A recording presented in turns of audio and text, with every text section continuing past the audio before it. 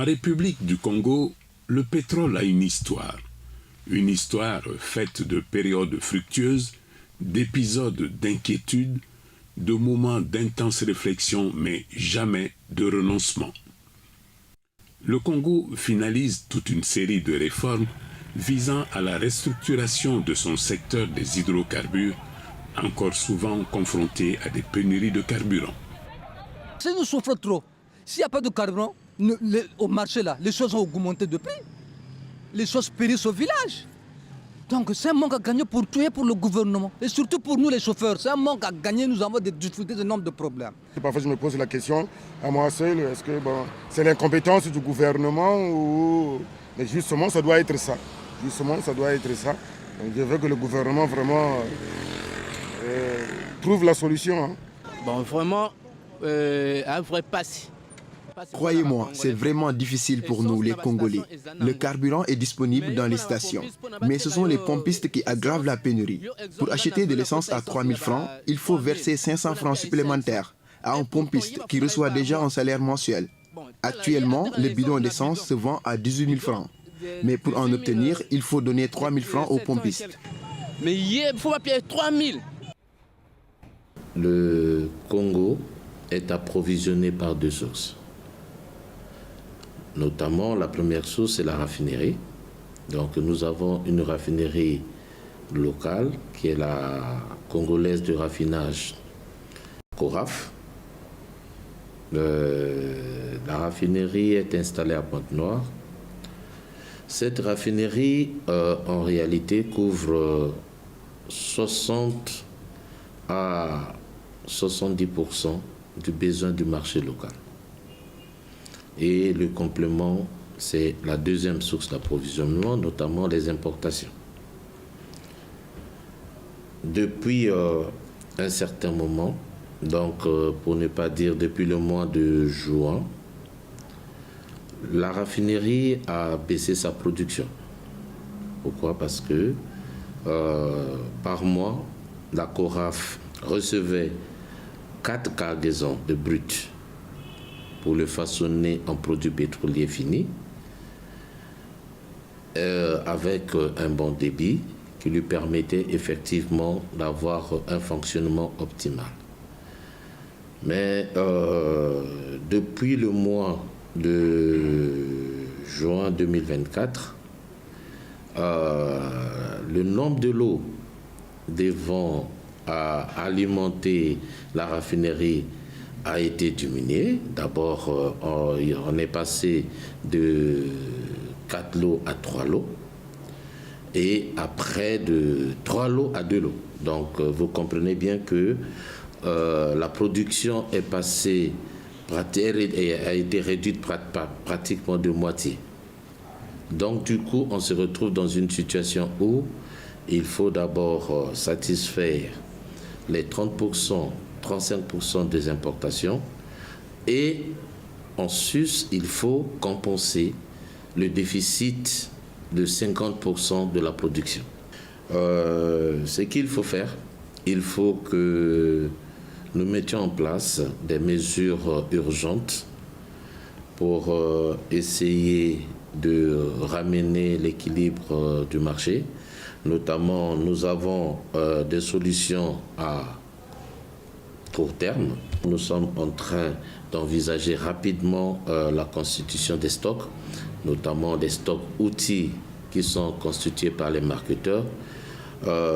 Il est question rapidement de voir avec les marketeurs dans la semaine comment les pousser à constituer chacun 15 jours de stocks outils, c'est-à-dire des stocks de roulement. Donc nous allons voir avec ces marketeurs comment on va mettre en place un calendrier pour que chaque marketeur, en ce qui le concerne, puisse amener l'équivalent de 15 jours de consommation, par produit bien sûr. La transition énergétique, elle est comprise par certains comme étant aujourd'hui d'obligation de mettre un terme à la production d'énergie d'origine fossile, c'est-à-dire le pétrole, le gaz et le charbon principalement.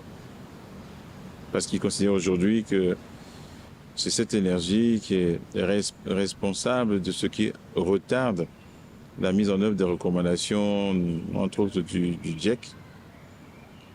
Et malheureusement sont concernés par une telle décision beaucoup plus de pays en voie de développement que les pays développés. Au Congo, nous sommes producteurs de pétrole et de gaz. C'est notre première ressource, c'est 70% du budget, c'est 80% ou 90% des exportations, c'est 80% du PIB ou en dessous de 80% du PIB. Nous ne pouvons pas nous en passer. Nous ne pouvons pas nous permettre le luxe de nous en passer. C'est impossible. Nous avons donc la responsabilité pour l'instant de continuer à produire, de créer les conditions pour prolonger autant que possible cette manne tirée de la ressource énergétique, de la ressource pétrolière et gazière. Nous sommes conscients que nous devons absolument intégrer la question climatique, que nous devons intégrer des catastrophes déjà visibles aujourd'hui, y compris dans nos pays, liées au changement climatique.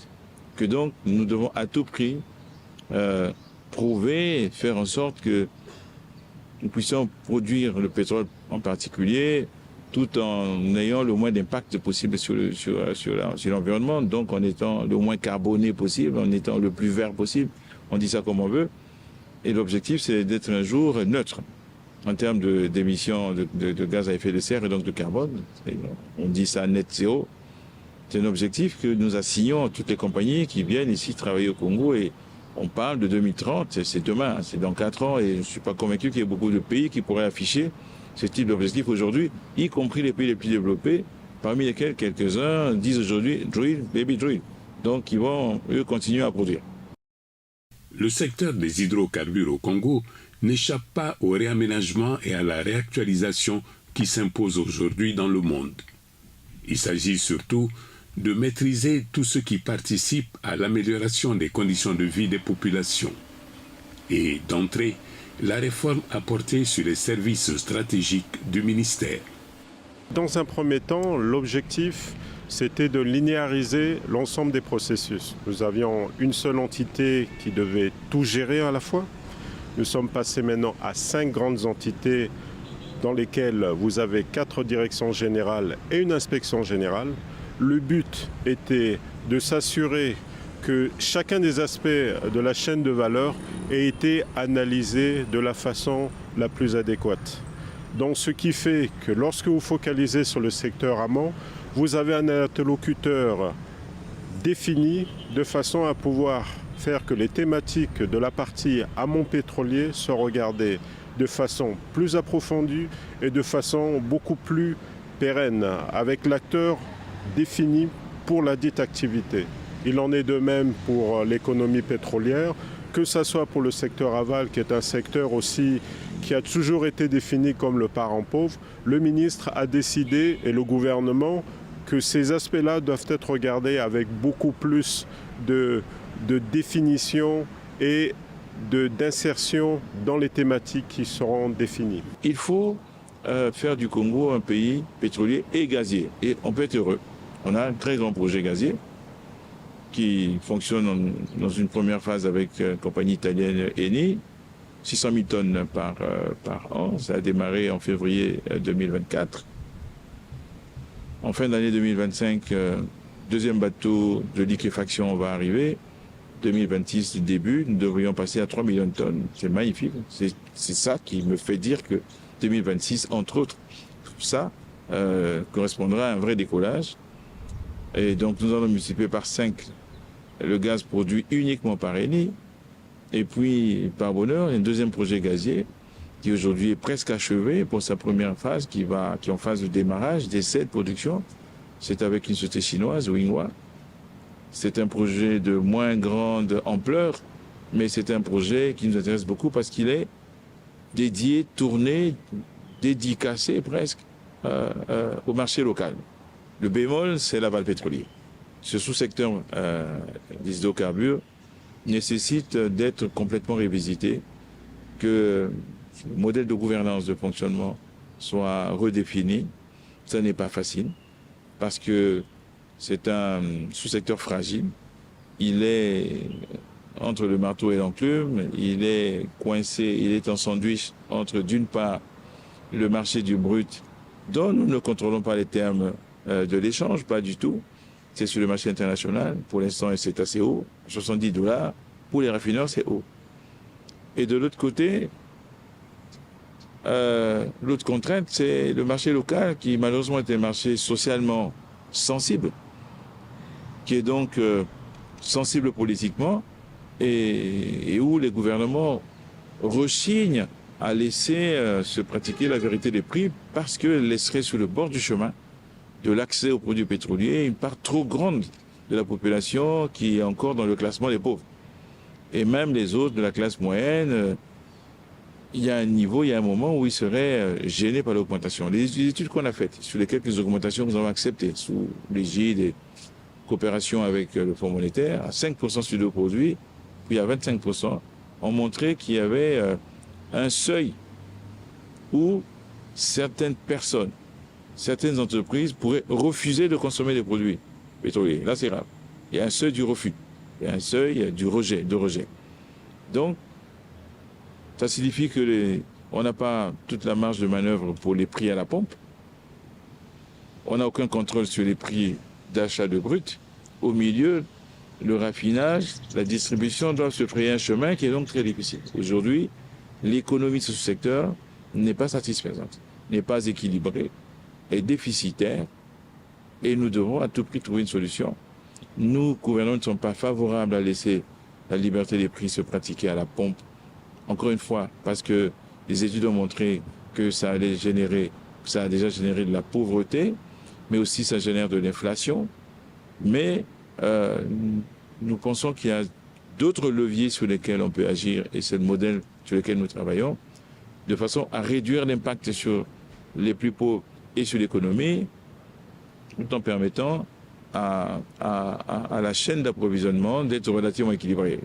Si 10% du produit de la vente des bruts de notre pays restait sur le marché local entre les mains du système financier congolais, nous serions probablement en excès de disponibilité monétaire. 10%. Nous travaillons aujourd'hui sous l'égide de nos chefs d'État pour que 35% de produits de la vente d'une ressource qui vient de chez nous reviennent dans le système bancaire de la CEMAC. Nous serions en surcapacité monétaire automatiquement. Pour l'instant, ce n'est pas le cas. Donc si 60% ou la moitié de cette économie est entre les mains d'acteurs congolais, naturellement, automatiquement, cette ressource va rester au Congo. Non seulement va rester au Congo dans le système bancaire congolais, mais ces acteurs-là, ils consomment ici, ils investissent ici, ils épargnent ici, pour l'essentiel en tout cas, ils créent des emplois, même des emplois privés, ce que ne font pas forcément les autres acteurs qui vivent par principe chez eux, et c'est là-bas qu'ils investissent, c'est là-bas qu'ils épargnent, et c'est là-bas qu'ils créent des emplois. Donc, il y a des bénéfices macroéconomiques, il y a des bénéfices de proximité, mais il y a surtout la contribution au développement du pays. Cette économie-là, évidemment, ça deviendrait un pan important de l'économie nationale avec des acteurs économiques qui généreraient de la richesse, participeraient à la croissance. En plus, encore une fois, de créer des emplois. Donc, pour nous, c'est capital et fondamental. Mais il y a une autre raison. J'ai parlé de transition énergétique. La transition énergétique, je l'ai dit, elle est interprétée par plusieurs comme étant l'obligation, je dis bien l'obligation de mettre un terme au projet de production d'énergie d'origine fossile. C'est-à-dire qu'aujourd'hui, ont déjà commencé les pressions sur les sociétés, les pressions sur les banques, de la part de tous ceux qui font la promotion de cette thèse-là. Et forcément, tôt ou tard, certaines sociétés internationales, on les appelle en anglais IOC, elles vont se retirer. Et peut-être qu'un jour, elles vont toutes se retirer, pourquoi pas? Déjà aujourd'hui, on sent un mouvement dans l'onshore africain où les majors se retirent petit à petit en invoquant un certain nombre de raisons, de stratégies ou de difficultés à gérer l'environnement, avec la proximité des populations, les pressions des ONG, et ainsi de suite. J'ai dit que nous avions encore besoin de produire, donc s'ils s'en vont, comment on fait? Si on ne s'est pas préparé, si on n'a pas construit, si on n'a pas constitué un tissu pétrolier, un tissu hydrocarbure national, comment on fait? On aura le bec dans l'eau, on aura des ressources peut-être immenses, et il n'y aura personne pour les exploiter. Ce serait vraiment le comble du ridicule, à mon avis. Donc voilà, c'est l'autre raison pour laquelle le contenu local aujourd'hui, pour nous, est un élément fondamental de la stratégie de développement des hydrocarbures au Congo. Le contenu local, dont une plateforme de suivi est en cours d'élaboration, englobe toutes les retombées directes des activités du secteur des hydrocarbures en faveur des populations congolaises. Ce projet va permettre la formation à des emplois, l'accès au marché du travail, la réalisation de projets sociaux, entre autres. La plateforme de suivi du contenu local est un outil très important pour le secteur des hydrocarbures, mais pas que, pour l'ensemble de nos ministères. C'est un outil qui va être important sur deux volets.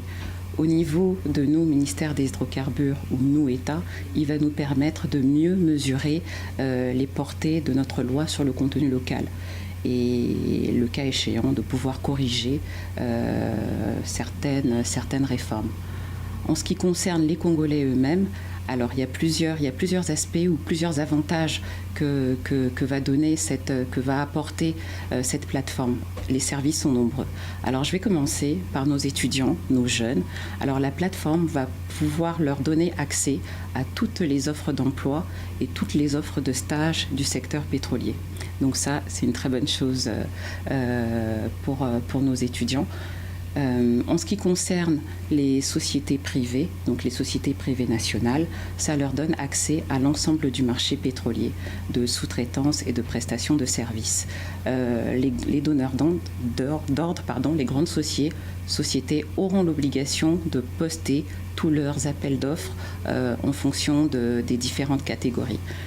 Ça nous permet aussi, nous, le ministère des hydrocarbures, de pouvoir enregistrer toutes nos compagnies privées nationales qui ont un agrément dans le secteur pétrolier ou une autorisation d'exercer dans le secteur pétrolier.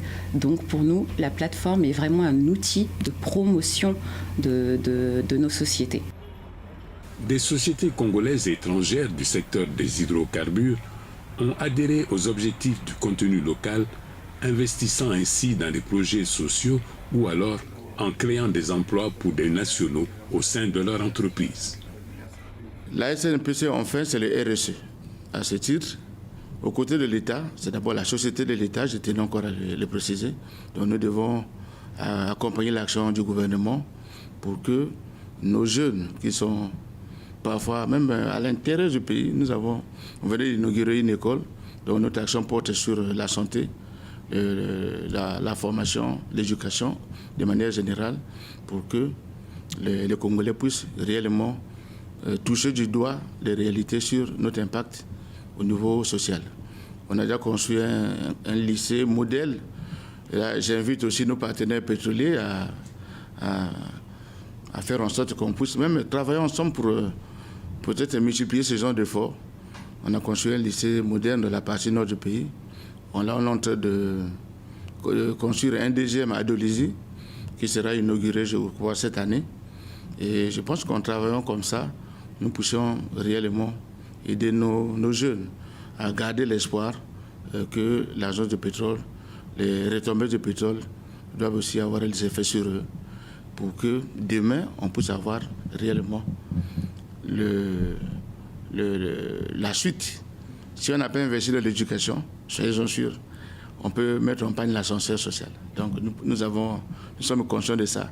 Nous travaillons aux côtés du gouvernement, aux côtés du Premier ministre, pour que l'éducation soit au cœur de l'action sociale de la SNPC. L'expérience d'une société privée nationale comme AOGC s'inscrit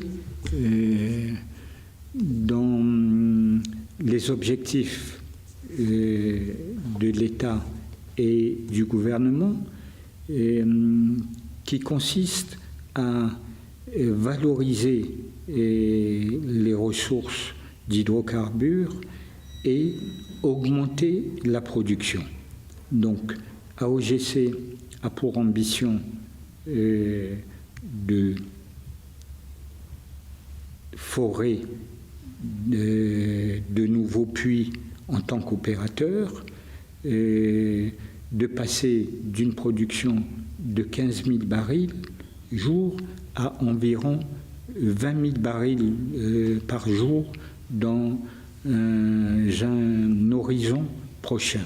Et qui dit augmentation de la production dit naturellement retombée pour l'État et la population. Ça veut dire davantage de revenus, davantage de ressources et davantage d'emplois. Nous sommes alignés surtout sur l'autre grande réforme que le ministre des Hydrocarbures a apportée dans ce pays, que c'est la réforme sur le contenu local, que c'est une autre grande part, une autre très importante part de driver de notre activité. Nous avons de 2023, de quand nous avons installé ici à Pointe-Noire, ici au Congo, nous avons installé notre équipe technique et financière. Nous avons les 95 personnes de personnel congolais, aussi au niveau directionnel. Nous avons une brillante capacité de personnes qui gèrent la part financière et la part technique, et la part des réservoirs et tous les aspects de production, de HSE, d'intégrité. Ça, c'est directement comme personnel direct. Et nous travaillons avec des sociétés, des services, des sous-traitants, à 100% de personnel et des sociétés congolaises dans notre installation. Et ça, c'est la modalité avec laquelle nous gérons notre activité. La spécificité du secteur privé, c'est essentiellement à deux niveaux de notre point de vue. Donc, du point de vue accès en termes de création de richesse, donc à travers la mise en valeur de nos ressources naturelles. Donc, ça implique pour des acteurs locaux de pouvoir avoir la compétence et l'expertise pour pouvoir opérer dans ces différents secteurs et également permettre aux cadres congolais et africains de pouvoir exprimer pleinement leur potentiel. Donc, par là, l'apport du secteur privé au niveau du secteur permettra non seulement de pouvoir jouer sur l'impact social, donc la réduction du chômage, et par là contribuer aussi à l'assiette fiscale à travers le paiement de tout ce qui est impôt sur les sociétés et l'IRPP prélevé à titre de personnes physiques. C'est un travail d'ensemble donc qu'il faut mettre en place avec les banques, avec les différentes structures. Donc ici, en l'occurrence le Congo, donc travailler avec le ministère, travailler avec la Société nationale de pétrole du Congo. Donc c'est un travail d'ensemble pour pouvoir contribuer à l'optimisation de la valorisation du potentiel pétrolier et gazier.